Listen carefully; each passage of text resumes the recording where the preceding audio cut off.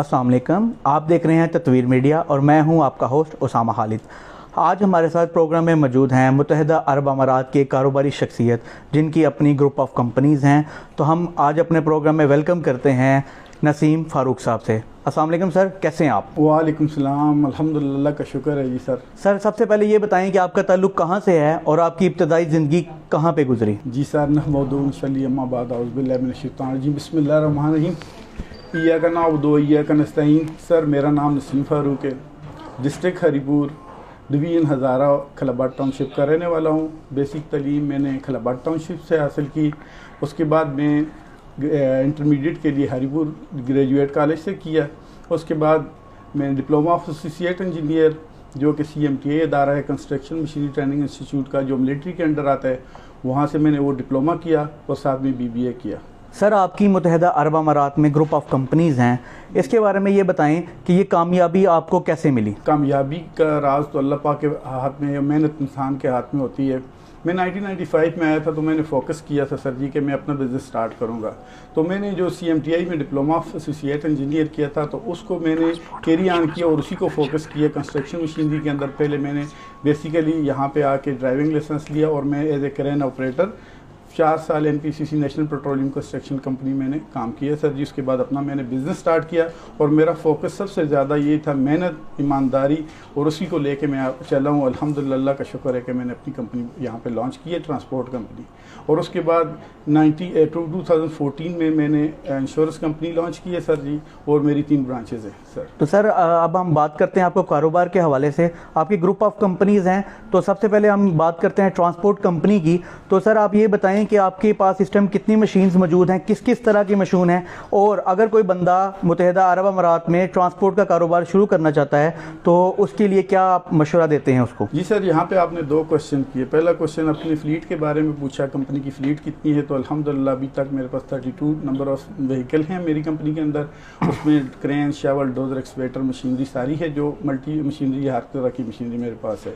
और सबको मैं वेलकम करता हूँ, कोई भी बिज़नेस शुरू करे ईमानदारी से करे, अपनी टारगेट लेके करें, इंशाल्लाह अल्लाह पाक उसमें कामयाबी देता है। सर ट्रांसपोर्ट के हवाले से बताएं कि अगर कोई बेसिक ट्रांसपोर्टेशन का कारोबार करना चाहता है तो उसको कितनी इन्वेस्टमेंट चाहिए होगी यहाँ पे काम करने के लिए? चलिए, यहाँ पे सबसे पहले उसको UAE के अंदर लाइसेंस अपना बनाना पड़ता है जो कंपनी के लॉन्च करने के लिए, तो वो एक्सपेंस होते हैं। उसके बाद ज़ाहिर है आप लॉन्च करते हैं, उसके बाद अपनी मशीनरी खरीदनी पड़ती है।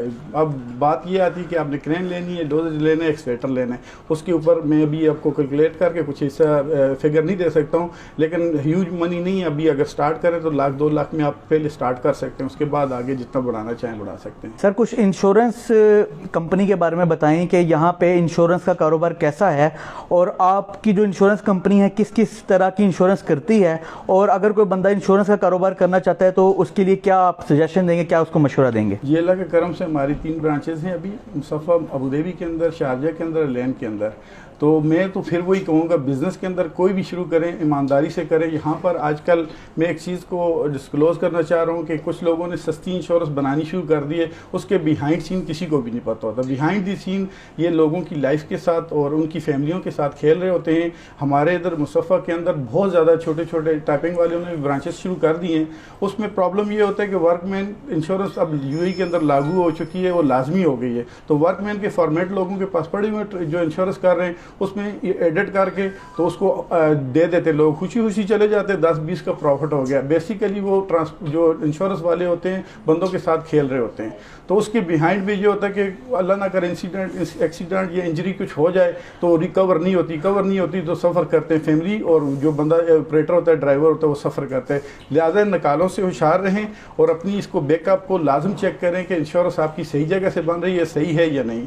शुक्रिया। और सर आज काफ़ी सारे नौजवान UAE में आते हैं, काफ़ी सारे इरादे लेके आते हैं, आप उनके लिए क्या पैगाम देना चाहते हैं? हमारे नौजवान नस्ल को आप क्या कहना चाहते हैं कि वो किस तरह कामयाबी की राह पे गामजन हो सकते हैं? जी, नौजवानों के लिए मेरा यही है कि जो भी काम शुरू करें ईमानदारी से करें, सख्त मेहनत करें, अपना टारगेट को फोकस करें और फोकस करके उसको पीछे मेहनत को ना छोड़ें। अल्लाह पाक मेहनत कभी भी किसी की ज़ाया नहीं होने देता। इंशाअल्लाह अल्लाह पाक कामयाब ज़रूर करेगा एक दिन। तो नाज़रीन, ये थे नसीम फ़ारूक साहब, और अगर आप भी अपने कारोबार की तशहीर चाहते हैं या अपना पैगाम लोगों तक पहुंचाना चाहते हैं तो दिए गए नंबर पे कॉल या SMS करें, हम आपकी कॉल्स के मुंतज़िर रहेंगे। तालीम से दूरी की अंदरूनी वजूहात से लेकर आला तालीम के हुसूल तक, घर की चार दीवारी से लेकर दुनिया के बदलते हालात तक, अवामी मसाइल से लेकर दुनिया के खूबसूरत सयाहती मकामात तक, अंधेर नगरी से लेकर इंसाफ की फराहमी तक, हर खबर से बाखबर रहने के लिए देखते रहिए तत्वीर मीडिया।